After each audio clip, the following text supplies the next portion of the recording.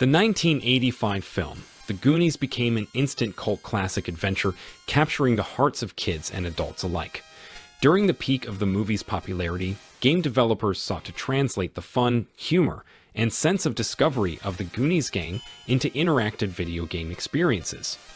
Eager to capitalize on the runaway success of the movie, Japanese developer Konami created a Goonies game for the red-hot Nintendo Entertainment System. Released in 1986, The Goonies on NES followed the movie's plot closely, with Mikey, Chunk, and the rest of the gang searching for One-Eyed Willie's treasure. The platformer design focused on navigating booby-trapped environments inspired by the film's iconic set pieces. Examples included the infernal piano that required rhythmic jumps and the basement filled with pipes that players had to intuit the correct path through.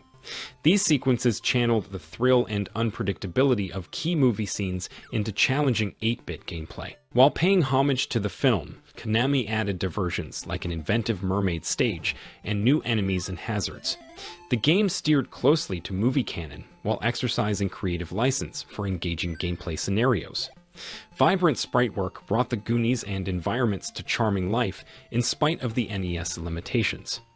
Iconic music from the film, like the Fratelli's theme song, added authentic ambience. Though unforgivingly tough like many NES games, The Goonies generated strong sales, capitalizing on affection for the movie.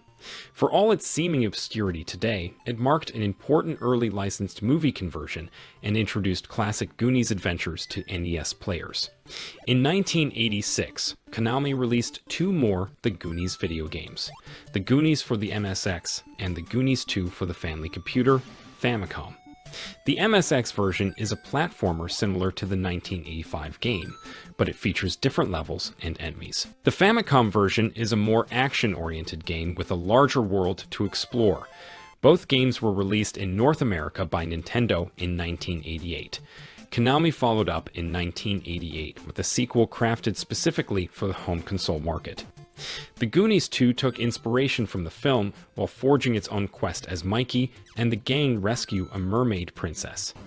This allowed Konami's designers' imaginations to run wild across a sprawling adventure spanning beaches, glaciers, forests, and deserts.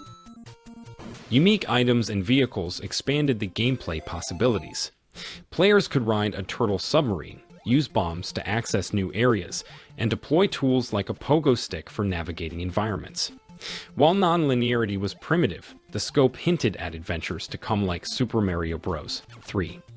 Enemy designs like stilt-walking octopi and arachnid tanks showcased Konami's signature surreal style. Though overlooked as a licensed sequel, The Goonies EA demonstrated ambition on the NES, predating similarly expansive adventures.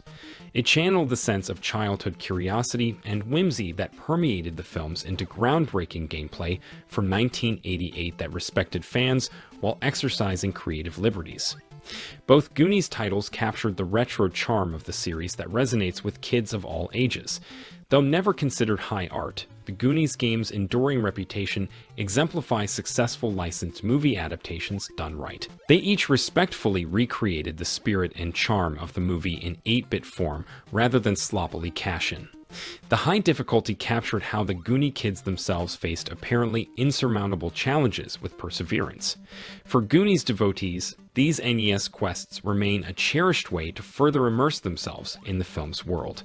The Goonies games are prime examples of savvy developers, capitalizing on popular entertainment properties to forge nostalgic interactive experiences with care and passion. Like the movie, they speak to the childlike sense of adventure within us all. あのグーニーズがファミコンソフトになって登場だ。映画に迫るスリル&アドベンチャー、ぶわっと危機一髪。グーニーズ乞うご期待。 Konami. No, these guys must have died.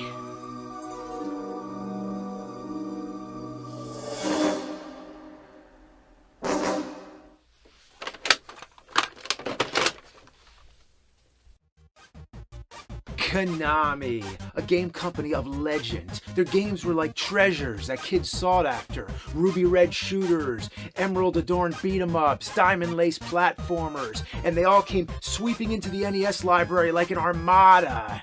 And of course, we talked about such great classics like Contra, Castlevania. You had so many other gems like Bucky O'Hare and Life Force. And you had Metal Gear and Bio Billy, Castlevania 2. Top Gun, and then you have Goonies 1 and 2. So, The Goonies is one of those quintessential 80s movies about a group of kids who go on an adventure to seek out a hidden pirate treasure in hopes to use the fortune to save their homes from becoming a golf resort, while at the same time being chased by a family of escaped prisoners, the Fratellis. It may be a little dated, but it sure does have that fun-loving spirit and nostalgic vibe that's expected of the Spielberg brand. And of course, with something so cherished, it is a rule that it must be tarnished in the form of video games. Now, there were various versions on the numerous home computers at the time, such as the Commodore 64, but the versions I'm talking about are the ones that were made for the Nintendo systems. Now, first up is the original Goonies, which was both on the Famicom and Famicom Disk System. Let's start this up and give it a go. Well, here it is. That beloved childhood adventure that you all knew has been turned into a repetitive scavenger hunt where you go around kicking the shit out of giant mice to get bombs to blow open skull doors to collect keys. They blew up the walls all around him. Once you have all 3 keys, you can unlock the next level. But that's not all. In each level, one of your friends has been kidnapped and you gotta find them. You play as the character Mikey, which is not very apparent, and all he does is kick, but you can also find a slingshot. It seems they missed a lot of potential here. Why not play as Data? That was the character who had all the cool gadgets. That would have been better than just a cliched slingshot. The enemies are no more inspired. Ghosts, skeletons, bats. Come on, why does every game have to have bats? Oh wait, the bats were in the movie. Okay then. And it also has the criminals who chase you around. I assume they're the Fratellis? So it is following the movie somewhat, I guess, but the bats were probably just a coincidence.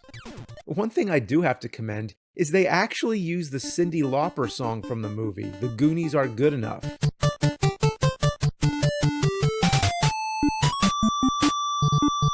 And it actually sounds pretty rad as a chiptune.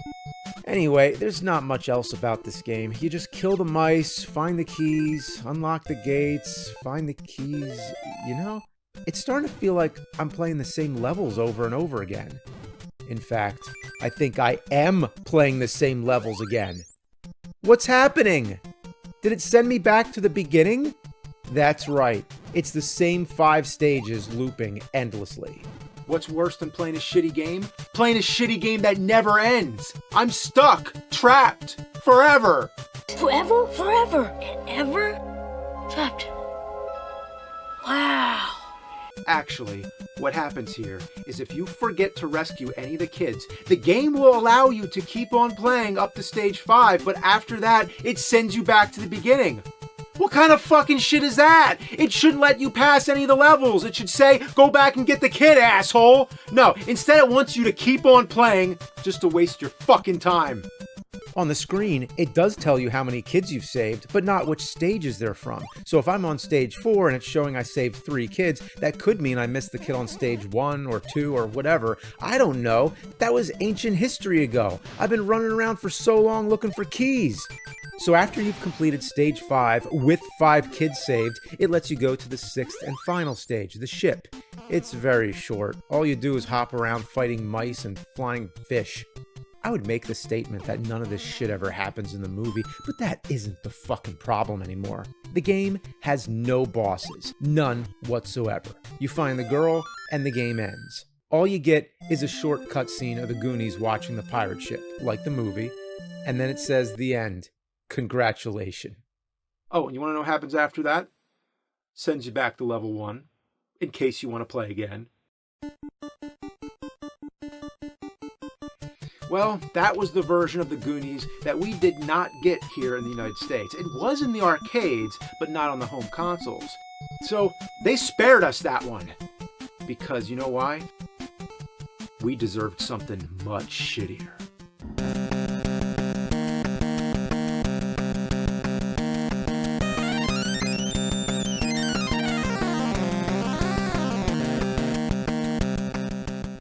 It was the burning question on playgrounds in 1988. Why was there a Nintendo game called Goonies 2 when there wasn't a Goonies 1? I remember the thinking that we settled on was that it was the sequel to the movie. Of course, there was always some kid who claimed to play Goonies 1. These days, it's a bit of well-known game trivia right up there with Super Mario Bros. 2 being Doki Doki Panic in Japan. There was a Goonies 1 game, we just didn't get it. So when I started my Famicom collection, Goonies was pretty high on my list of games to get. But as for the game itself, it's not a lost masterpiece. But it is the first platformer that feels pretty smooth since Super Mario Bros. And it's a precursor to the action platform game that will soon be very common on the system. The game is based on the 1985 movie where a bunch of kids go on a treasure hunt to save their homes, and they have some small-scale Indiana Jones-style adventures on the way. The Famicom game has all the Goonies except Mikey captured by the mobsters who are pursuing them, and on every stage, Mikey has to locate these vaults, blow them open to free the captured Goonie inside, and then locate 3 keys that will allow him to open the door to the next level. The small ground-based enemies, like the mice, drop bombs when they're defeated. And you need those bombs to open the vaults. You can only carry 1 bomb at a time, and you use it by pressing down and B. Since B is the regular attack, there's moments where I want to do a low attack and wind up dropping a bomb instead. Your regular attack is just this kick, and it has enough range that it doesn't feel bad to use. But you might find a slingshot in a vault. That gives you 50 shots to take at range, and those shots can even take out an enemy that your kick can't. Every stage also has a hidden treasure. You can locate this bag, and inside it is an item that grants you a special ability, typically immunity to a type of attack. The headphones, for example, make me immune to singing. The levels in Goonies start out pretty basic and small, but they quickly turn into sprawling labyrinths, and new enemies keep popping out. Pressing up in front of these skulls takes you to a different map area. There's a time limit on every stage, though, so it's helpful to keep in mind that your goal is to find the Goonie and 3 keys. The items in the rest of the vaults don't actually matter. And the game is perfectly beatable without getting any of the special items anyways. Some of the vaults contain this potion that will restore your health, but there's another way to fully recover your life. Getting 8 diamonds gives you full health back. The Grey Mouse drops its own special item, a cross that makes you invincible for a few seconds. Watch out for these light brown mice, though. They're actually foxes in disguise, and hitting them once doesn't defeat them. A few more enemy tips for you. The mobsters can't be permanently defeated, so just knock them out of the way and keep going. You can beat One-Eyed Willie's ghost, but you have to have the slingshot to do it. And finally, don't overlook the fact that the octopuses have bombs. There's a progression in Goonies that's kind of fun. You start out in the gangster's house, and descend into this maze of pipes that are in their basement. Below the basement are caverns. Then you enter the area that the pirates have trapped. Things start getting wet as you approach the ocean. And you finally wind up at the pirate ship. I found the environmental hazards that get added to the game as you go to be more threatening than the monsters. The flame jets and waterfalls in particular have a bad tendency to block your jumps. Something to keep in mind with the controls is that you can't jump onto or off of a ladder. You have to climb them from the top to the bottom. However, you do have pretty good control over your jump, so you can jump from up high and get into some tight spots down below. I have to mention the soundtrack to this game. It's absolutely incredible. A really fantastic example of 8-bit music. It's so good, Konami went ahead and reused it in Goonies 2. This Goonies game is pretty good. The controls are snappy, the challenges build over time so it's not like you're just dumped in the deep end. It's just fun to play in general. But now here's the bad parts. The random enemy spawns result in situations where you often have to take a hit. It also means that sometimes you'll wind up at a vault without a bomb, have to go searching for a rat to get one, and then have a rat spawn in front of you when you get back to the vault. That doesn't feel good. It also buries a bit too much of the game in the second half. The first few stages are much simpler, so it takes a while for the action to pick up. And the sheer size of the levels and similar feeling layout make it really easy to get lost. Finally, watch out on that last stage. The time limit is extremely short. If you do game over, there is a continue code. Hold up and press A on the main menu to be able to continue where you left off. Of course, I didn't need that code.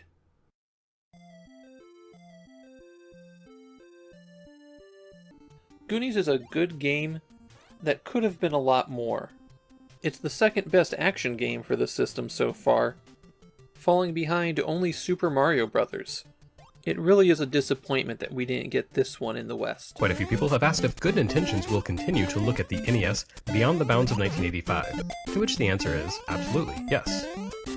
So let's preface the eventual launch of Good Intentions 1986 with a look at one of my favorite releases from 1986, but one which won't show up in Good Intentions proper. Konami's The Goonies, a game exclusive to the Japanese Famicom.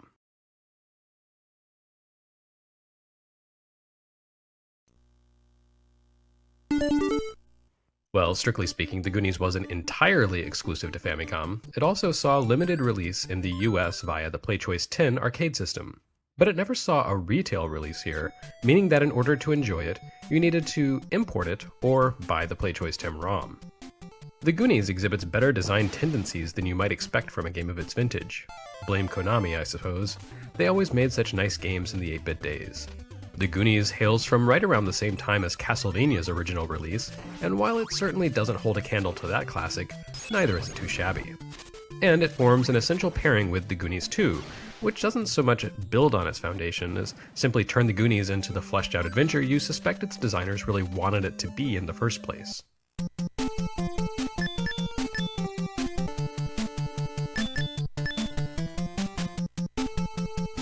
What we have here is basically your classic 2D 8-bit microcomputer platformer, not unlike the MSX conversion of Castlevania and countless other PC action games of the day. It mixes twitch reflex with the need to be more observant and take in your surroundings. You run, jump, and attack as in an arcade game. You can collect temporary power-ups too. But there's a greater element of permanence in the Goonies, with certain power-ups becoming a fixed element of protagonist Mikey's repertoire, should you be able to find them. Like a lot of games of its era, a big part of the experience involves poking around in random areas to uncover hidden items. There's as much of Milon's Secret Castle or even Tower of Druaga about this game as there is Super Mario Bros. Young Mikey Walsh fights through 6 stages of increasing peril beneath an abandoned Italian restaurant, hunting for his friends the Goonies while acquiring treasures and battling both monsters and gangsters. Your goal in most stages is simply to open the door to the next level. In order to do that, you need to collect keys from the safes, and in order to make that happen, you have to kick mice who drop bombs upon their demise. Once you grab a bomb, and you can only carry one at a time, you drop it in front of a safe and wait for it to explode, at which point it will reveal the contents. Frequently, that will be either a key to the next door or one of Mikey's fellow Goonies. While the Goonies advances level by level, the spaces within a given level allow for some degree of free exploration. In fact, the later stages consist of multiple areas with interlocking paths linking them, turning effectively into mazes. They're worth exploring though, because in addition to keys and Goonies, you can also find permanent additions to Mikey's inventory. These power-ups confer huge advantages to him, everything from granting invulnerability to certain hazards to enabling a massive shortcut through the game. Again, it's very similar to Tower of Jiraga, and as in that game, if you miss an item, you miss it forever. These bonus goods are much less essential than those in Tower of Jiraga though, so skipping over them won't totally spoil your chances of survival. For example, the first item you'll likely collect is the headphones, which protect you from one of the Fratelli brothers' musical attacks. Remember how one of the brothers in the film liked to sing opera? Well, they've weaponized that. The headphones protect you. The second item available to you is the flame suit, which protects you from the jets of flame that appear in Stage 2. Again, you can finish the game without it, but having this added layer of protection makes the game much easier in the early going, as you no longer need to worry about waiting for jets to fire, making the stage timer much less daunting. Thematically, The Goonies does a surprisingly good job of recreating the themes and goals of the film, although obviously it takes its share of 8-bit liberties. Bad enough you're karate-kicking giant mice, but when you kick the orange ones, they reveal themselves to be foxes, because, kitsune run rampant through the streets of Astoria, Oregon. And the Fratelli brothers chase Mikey throughout the game. Unlike the other enemies you have to deal with, the brothers can't be defeated, only stunned. With only 6 stages at hand, the game's difficulty unfolds fairly rapidly. The game loosely resembles the narrative flow of the film. You start out in the Fratelli hideout before venturing into the foundations of the building, into the caverns below Astoria, and eventually to One-Eyed Willie's ship. It definitely takes some liberties, like the presence of flame jets blasting from the ceiling of the restaurant basement at odd intervals. And it skips over the weirder movie set pieces like the giant pipe organ puzzle in favor of standard platforming. As an arcade-style action game, The Goonies definitely favors replay and discovery. A player probably won't find all the hidden treasures their first time through, or even figure out how precisely to reveal each stage's secrets. This fits neatly within the trends of the era, as many games emphasize the discovery of infuriatingly well-hidden objects in order to facilitate progression. Compared to something like, again, Milon's Secret Castle, The Goonies plays well, despite the opacity of its secrets. Tools become something of a difficulty select. If you have them, it's a fairly straightforward platformer with a moderate emphasis on exploration. Without them, it becomes a very challenging action game that requires sharp reflexes and steely nerves. Tellingly, the second loop of the game, once you complete the 6th stage, goes about implementing the obligatory added difficulty by making items ludicrously difficult to acquire. In the first loop, you find items by performing specific actions depending on the stage, kicking or pressing up. But here, you have to drop bombs where they appear. Because of the slim time limit, you really have to strategize and know which items are most essential, know where they're located, and either choose to collect them or bypass them altogether. Once you learn the location of the hidden objects, the game does become a lot easier, and there's even a crazy warp trick that allows you to skip past an entire level. That means skipping the Goonie held captive in that stage. But if you do take the warp, the game compensates by causing that friend to show up in a different level instead. In order to warp, you have to collect the spring shoes item in stage 3. Mikey gains the ability to perform high jumps on one screen, and one screen only. This ability is not communicated in any way. There's no music, no visual effect, audio cue, or other indication that you'll suddenly jump 3 times as high as usual once you climb down to the screen. You really have to dig deep to discover this particular shortcut. That being said, it's a pretty cannily placed shortcut. Completing stage 3 allows you to collect all the items that counter environmental hazards, falling rocks, water, fire, and at the same time, you'll bypass an entire level that places a heavy emphasis on high damage dangers that can't be countered, as well as on extensive platforming. But then, in 1986, most kids didn't buy tons of games like people do today with Steam sales. Since games cost so much more, and so many fewer existed, kids picked up a game every once in a while and played them over and over again.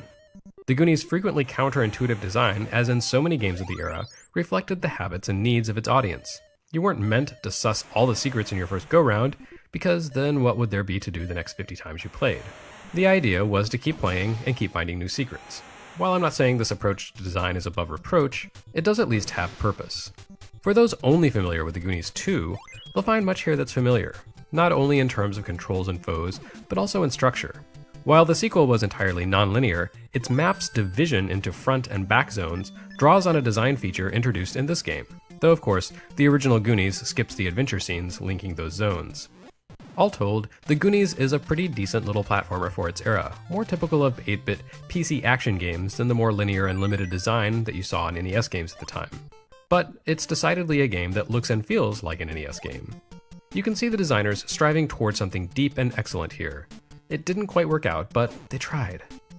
Fortunately, many of the underlying ambitions here found purchase in the sequel, which came to retail in the US and represented one of the first proper Metroidvania adventures for the system. But even if it's simpler than its follow-up, it's still a fun little action game, one of the more solidly made of its particular NES Famicom vintage, and I could see myself having been quite a fan had it made its way to the US on the NES itself back in the day. C'est la vie. But you know, it's never too late to learn to love the Goonies. After all, Goonies never say die.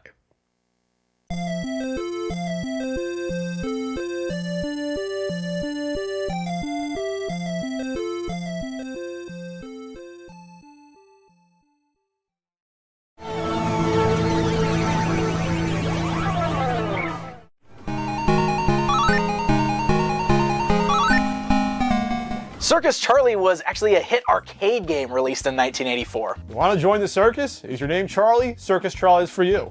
Circus Charlie was put out by Konami. You're a clown named Charlie. According to the arcade flyer for Circus Charlie, it's the first authentic circus game. It's a side-scrolling platformer kind of game. And you do stuff like ride on a lion's back and jump through rings of fire, walk on a tightrope and jump over monkeys. It's really just timing. It's all just timing based events. Like, it's all just very much quick play, you know, based on reflexes. And it's got a pretty amusing theme.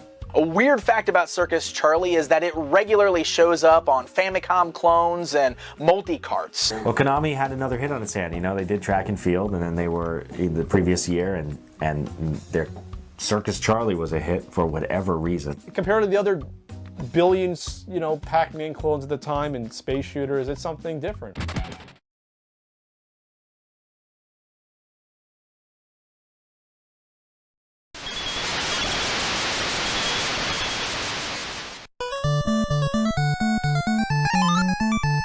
Circus Charlie is a 1984 arcade game published by Konami. It is the third Konami game to be released in 1986, which we're only 3 months in. Busy little twin bees, aren't they?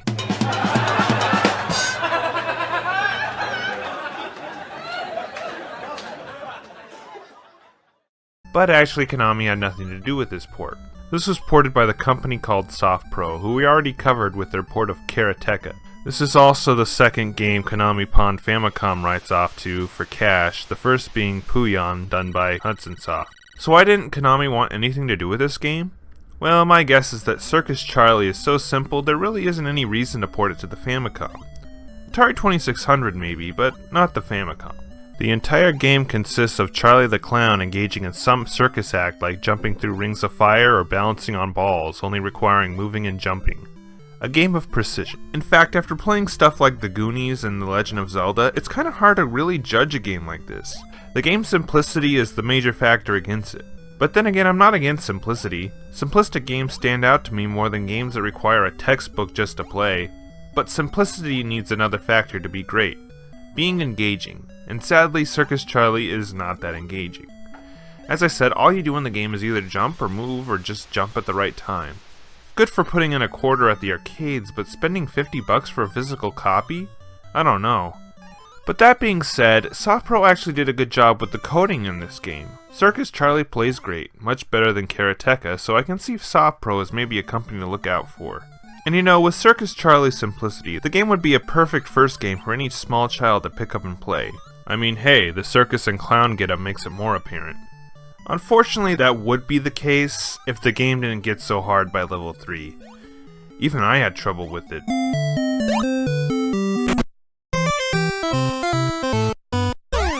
And level 4? Don't even attempt it, man. So I say Circus Charlie is up in the air. If it looks interesting, give it a try, but if you don't care, well, you're not missing anything important.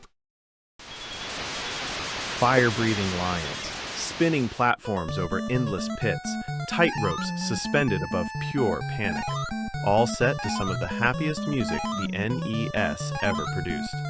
This is a game that looks friendly, sounds cheerful, and then immediately reminds you that timing is everything and mercy does not exist. Today on Classic Pixels Gaming, we're doing a full deep dive into the NES release of Circus Charlie, its arcade origins, who at Konami actually made it, how the gameplay was designed, how it sold, and why this strange little circus game still lives rent-free in so many retro gamers' memories. Circus Charlie debuted in arcades in 1984, developed by Konami during one of the most experimental periods in the company's history. This was a Konami that had no fixed house style yet, when they were more willing to gamble on weird concepts and valued mechanical clarity over narrative. At the time, arcades were full of space shooters, maze games, and combat-heavy action titles. Circus Charlie went the opposite direction. There was no combat or enemies to defeat. It was just you, your jump timing, and increasingly cruel obstacle courses that would no doubt get your anxiety levels to 11. The circus theme wasn't chosen randomly. It allowed Konami to design stages around spectacle and risk, mimicking real circus acts where a single mistake ends the performance, or even worse, your life. Unlike later Konami titles with famous names attached, Circus Charlie was built by an internal arcade team, reflecting Konami's early development philosophy.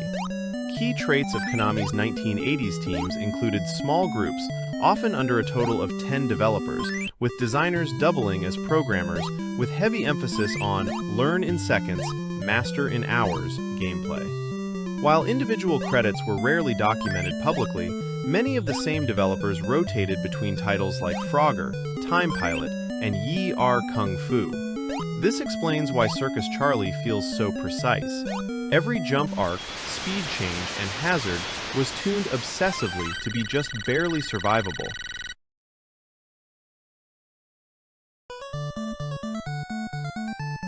When Circus Charlie came to the Nintendo Entertainment System, Konami made a very deliberate choice. Unlike many arcade to NES ports that slowed gameplay or added safety nets, the NES version of Circus Charlie remains almost brutally faithful. The core physics, stage layouts, and timing windows were unchanged. They did, however, lightly adjust sprite scaling, featured cleaner color contrast for CRT televisions, and the music was reworked for NES sound hardware. This meant NES players were essentially getting a pure arcade challenge at home, without the quarter-based context that made failures easier to swallow.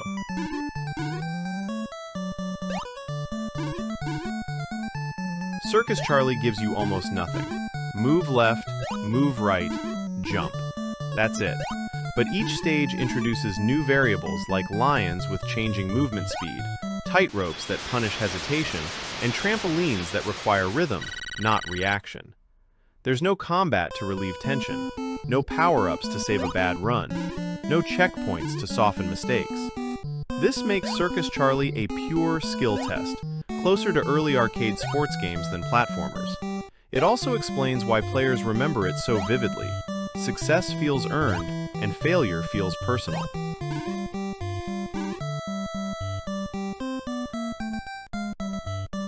Circus Charlie performed respectably, but it was never a breakout hit on NES. It benefited from Konami's growing brand recognition, the early NES market exposure, and of course its arcade familiarity, but it struggled because the high difficulty discouraged casual players. It also lacked variety when compared to longer NES adventures. It became the kind of game people owned, but rarely finished. Circus Charlie survives because it's unlike almost anything else on the NES. No violence, no power fantasy, just pressure, rhythm, and spectacle. It's remembered less for winning and more for trying, and that's the magic of it. It made every past stage feel like an accomplishment. Circus Charlie represents a moment when game developers were still throwing ideas at the wall, and sometimes the weird ones stuck. It may not be Konami's most famous NES game, but it still holds up to this very day. That about wraps it up for this episode of Classic Pixels Gaming. Thanks for hanging with us for this deep dive on Circus Charlie. Until next time, thanks for watching Classic Pixels Gaming.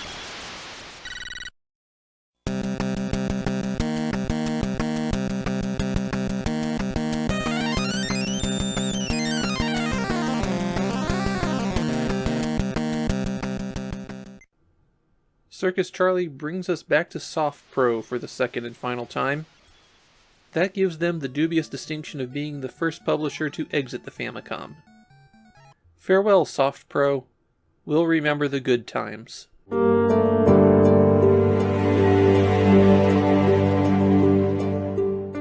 Circus Charlie is actually a Konami game, one of their very early arcade games, and I think even by early 1986, the Famicom wasn't really able to support this kind of game anymore. I'm guessing it sold poorly since it is one of the tougher early Famicom games to get your hands on. The game consists of 5 minigames where a clown tries to complete a circus performance. Unlike the arcade, there is no level select, and the trampoline stage has been removed. Instead, for the Famicom version, you play all 5 stages in order, and then they loop at a greater difficulty. Game B is roughly equivalent to the arcade difficulty on this one. All of the stages involve moving Charlie to the goal at the far right, and both the A and B buttons cause him to jump. The arc of the jump is different for every mini-game, and you don't have any air control, so this can be a little bit weird to get a feel for. The first stage has you riding this lion and having to jump through flaming hoops. There's also flaming pots that can appear, and a tiny hoop high up that you can get a cash bag from. This is a good stage to learn a couple important things about Circus Charlie. First and most importantly, you can go backwards. From the way that obstacles come out, sometimes you just won't be able to go forward from where you landed, so you can always back up and get the correct spacing. The other thing is that jumping over multiple obstacles is worth extra points. It won't show up much on Game A, but it starts becoming pretty common in Game B and on the second round. Stage 2 has you on a tightrope where monkeys are coming at you. All you have to do is jump over the monkeys. The biggest trick on the monkeys is that sometimes you should just stop, jump straight up, and let them pass underneath you. Stage 3 is a bit more tricky as you roll on these balls. The balls can't pass through each other, so you have to jump between them. Your jump is pretty long on this one, and that makes the spacing kind of difficult. Definitely take your time here. Stage 4 has you riding this horse, and this one's a little bit trickier to get a feel for. It's the one level where you cannot go backwards, but pressing back slows the horse down. You're always directly above the horse, so you can't fall off it, and that actually gives you a bit of air control on this one, as you can speed up and slow down your forward movement while you're jumping. The best trick I found for this one is to go fast at the trampolines, and then slow down after you bounce off the second one. You get a lot of extra points for doing multiple bounces on those trampolines, so that technique gives up extra points in order to complete the stage more safely. Be sure you jump off the horse at the end to complete the stage. The 5th and final stage is the trapeze. I've always found the jumping from this one to be a little bit trickier since the arc doesn't really go the way you'd expect. All of the trapezes swing at a different rate as well, so sometimes there's a good flow and more often there isn't. What you can do is release right as the trapeze is starting to come back, and that will drop you on this trampoline at the bottom. You can bounce on it twice before it sends you out the roof of the tent, so bounce and press in a direction when the trapeze is swinging in. So confession time, I actually like Circus Charlie. The arcade game's one of my old favorites, but I actually think the Famicom port is pretty solid. The sources I've found claim that Konami did the port themselves for this one. If so, that explains why this turned out so well. Yeah, it's just a score attack arcade game, but it's one I get some enjoyment out of.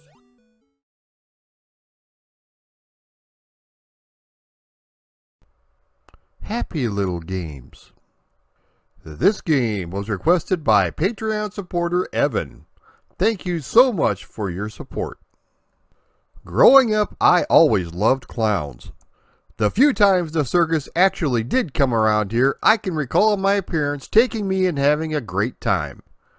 We were even able to attend the Ringling Brothers and Barnum and Bailey Circus Show and Museum in Wisconsin, which for any fan of clowns was a day in heaven. As the years went by, though, there seems to have been a surge in coulrophobia, or the fear of clowns.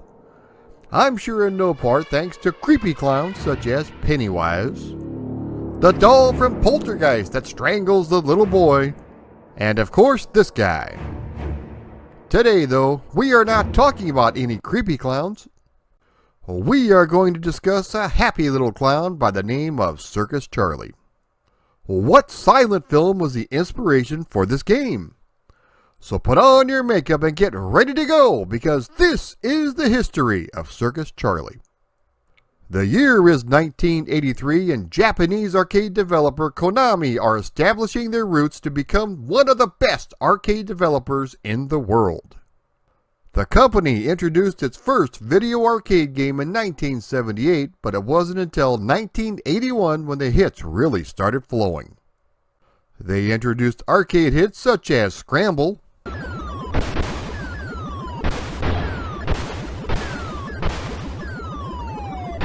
Tutankhamun,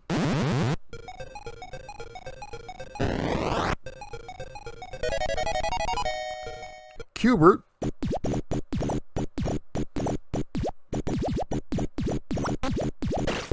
and Time Pilot.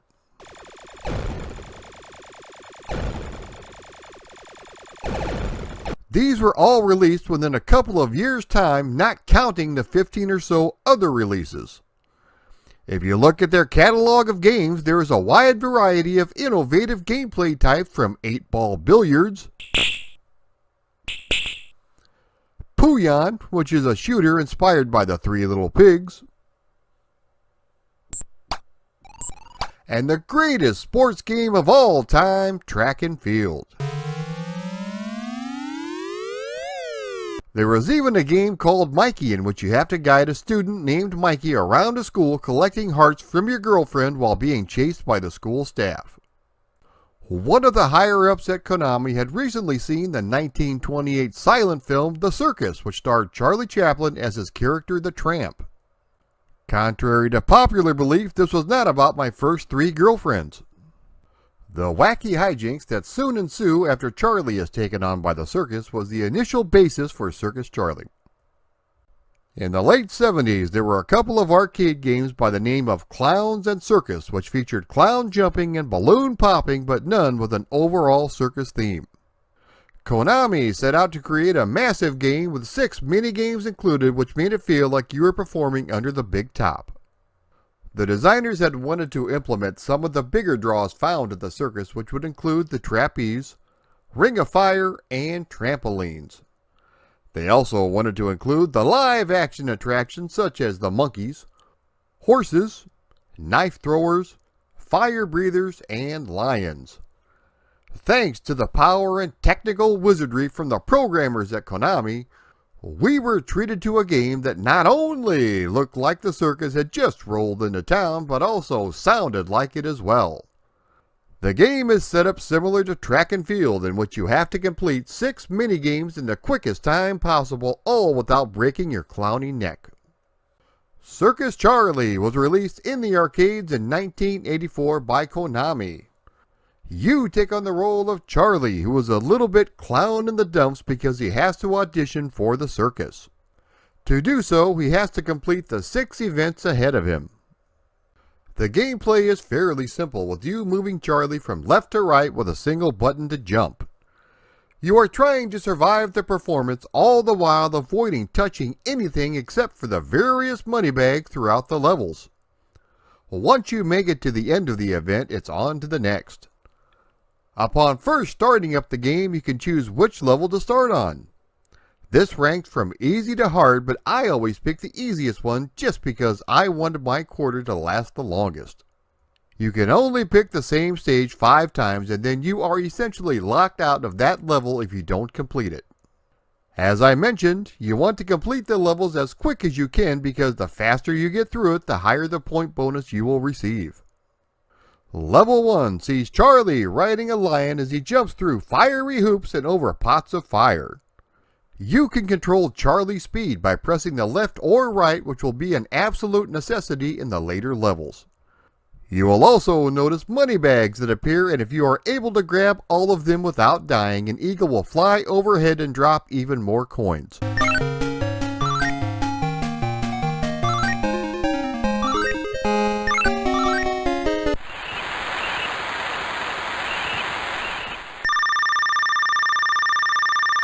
Level 2 sees Charlie walk the tightrope jumping over various monkeys. Once again, you can move back and forth on the tightrope as the monkeys will come out single file and then eventually jump on top of each other. You can earn additional points by jumping over 2 monkeys at the same time.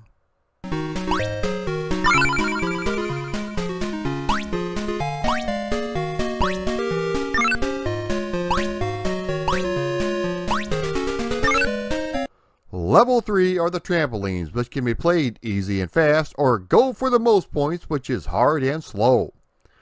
You can always just push to the right and it will take you right to the very end, nearly avoiding any damage. However, there are money bags, but you have to bounce on the same trampoline 3 times to reach them. If you bounce on it 4 times, the trampoline will send you skyrocketing through the big top above and you will lose a life.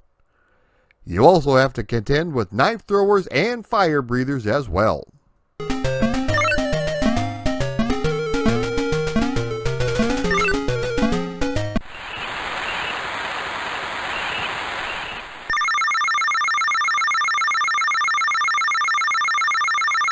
Level 4 is the ball walk, in which you have to jump from ball to ball until you reach the end of the level.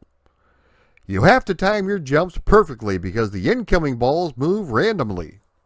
It is possible to jump over one ball onto another ball, but it is tricky, so a bit of strategy is needed. You also have to make sure you jump onto the platform at the very end of the level, otherwise you will die.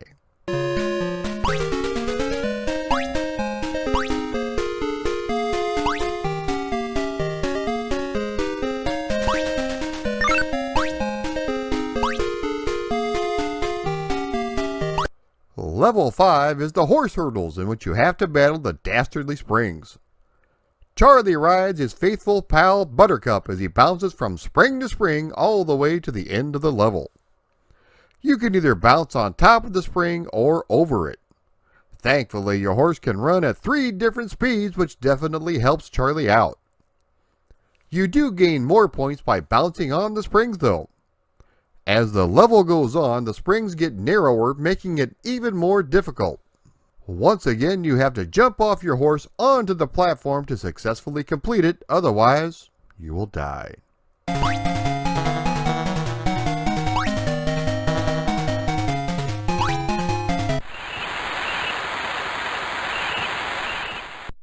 And finally, level 6 is the trapeze level. The first thing I noticed even playing this back in the day was how smooth the animation was on the ropes. You have to use your momentum by pushing the joystick left and right and timing the jumps precisely. You also have to make sure to touch the center of the pole at the bottom of the trapeze to make a successful switch. If you jump anywhere else, you'll fall to your death.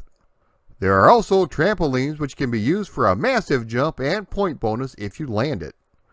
There are clowns hanging upside down to grab you in your quest to reach the end of the stage.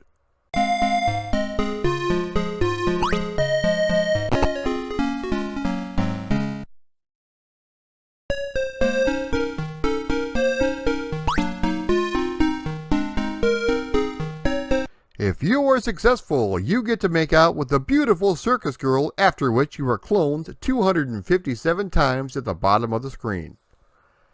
I don't understand what just happened, but it's kind of cool to see. After this, the game repeats, but only at a higher difficulty.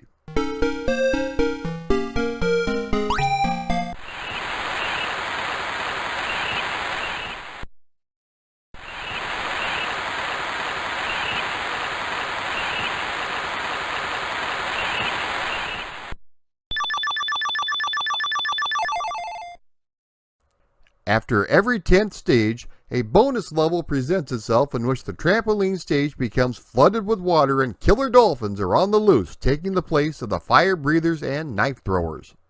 These dolphins will not only jump over the trampolines, but under them as well. Once again, there are money bags that you can get for more points.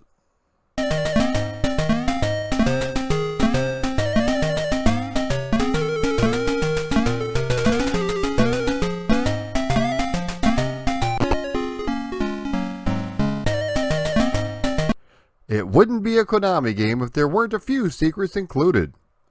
On the Flaming Hoops level, if you stay to the left at the very beginning and jump 3 times before advancing through the first hoop, a 1-up Charlie doll will appear.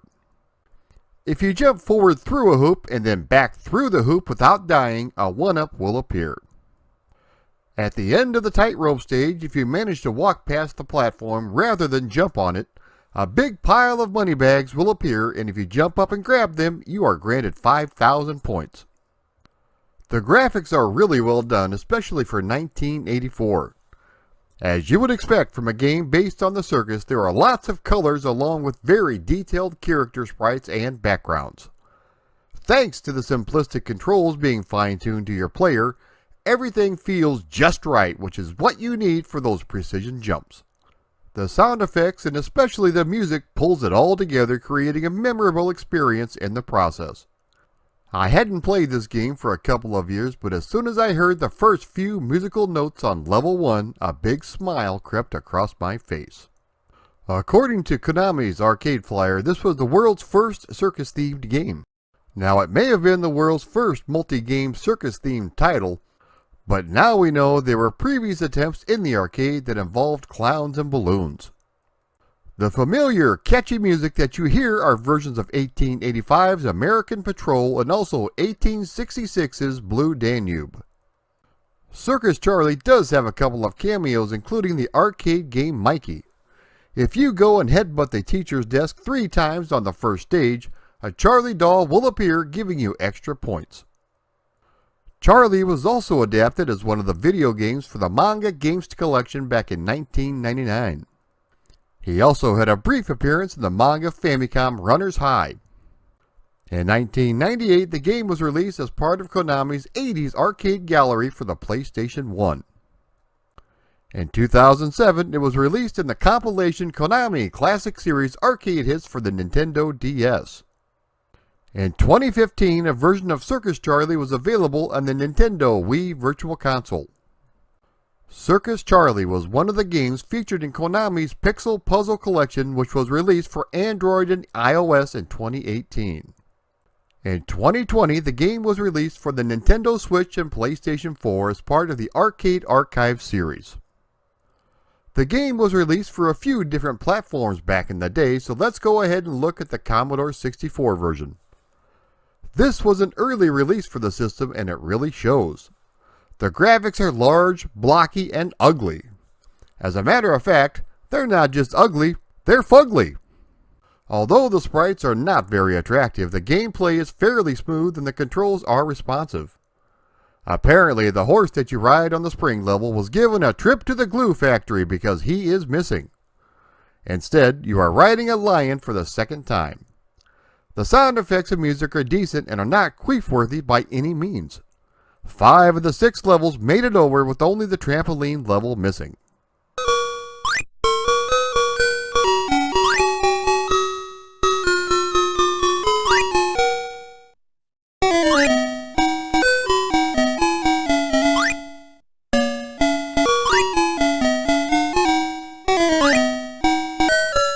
The MSX version looks a bit closer to the arcade game than the Commodore 64's efforts, but the grass appears to have been burned in a fire because everything is black. The sprites and animation look much more arcade accurate in this version as well, except when it comes to the trapeze level. There is entirely too much flickering going on, and the animation of the ropes really hurts the gameplay. Other than that, the scrolling is a bit smoother than the Commodore outing, and the music sounds really good. The trampoline level is also missing.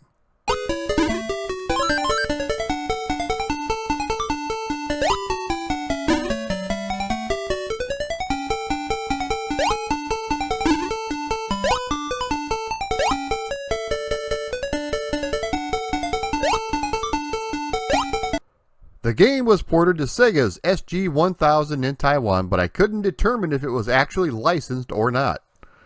It was ported from the MSX version, so it's essentially the same game.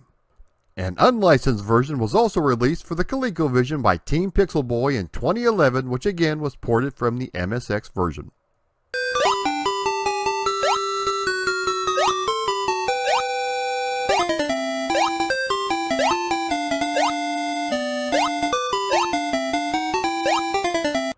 The version most people are familiar with is the Famicom or NES version. Graphically at the time, this was as close as you could get to the arcade game on a home system. If you notice, we actually have green grass this time around, and a little color goes a long way. Sprites are very detailed with nice smooth scrolling to complement. The audio sounds great, especially for an early Nintendo title. The controls feel just like the arcade game, which is exactly what you're going for when doing an arcade conversion. The trampoline level once again is missing. What's also missing is you getting your Mac on with your circus girlfriend. The game will just endlessly loop until you've exhausted all of your lives and it's game over.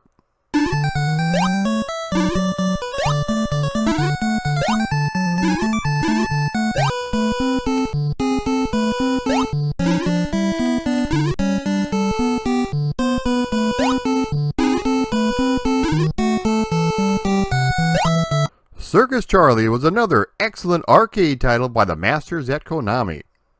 This was always one of my favorites growing up, and I still enjoy playing it to this day. If you've never had a chance to jump over some monkeys, ride a lion, or perform under the big top, be sure and give this game a shot. You'll be glad you did.